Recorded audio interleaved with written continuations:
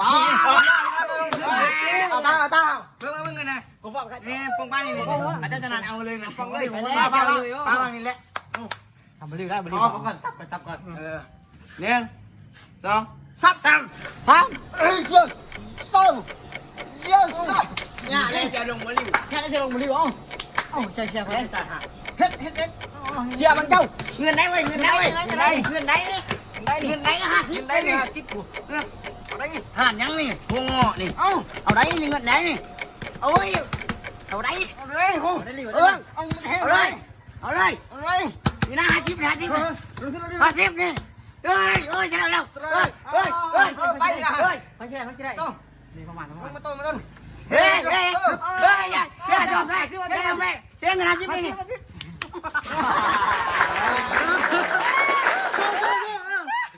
โซ่ได้เงินแล้วไปต้มมาแล้งเอา